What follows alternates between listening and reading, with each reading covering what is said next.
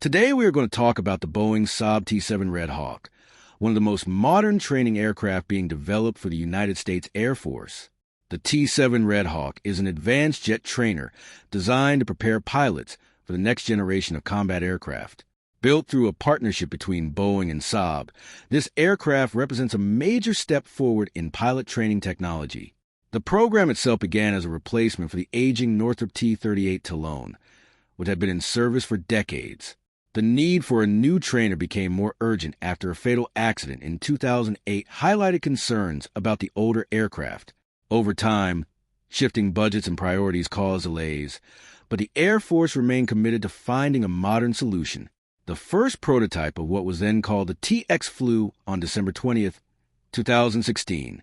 Just 2 years later, in September 2018, the Air Force selected Boeing and Saab's design as the winner of the program.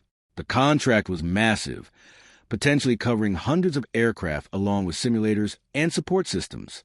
In 2019, the aircraft officially received its name, the T-7A Red Hawk. This name honors the Tuskegee Airmen, who painted their aircraft tails red during World War II, as well as the Curtiss P-40 Warhawk. What makes the T-7 stand out is how it was built. It uses digital engineering, allowing designers to go from concept to first flight in just 36 months. The production process is also highly advanced, with parts coming together quickly and efficiently using modern techniques that reduce the need for traditional tooling. The aircraft itself is designed for performance and flexibility. It features a single engine but produces far more thrust than the older T-38. It is capable of high-G maneuvers, high-angle attack flying, and night operations. All of this makes it ideal for training future fighter pilots. However, the program has not been without challenges. Reports have pointed to delays caused by software and safety system issues, including concerns with the ejection seat. Because of this, full operational capability is now expected later than originally planned. Even so, the future of the T-7 looks promising.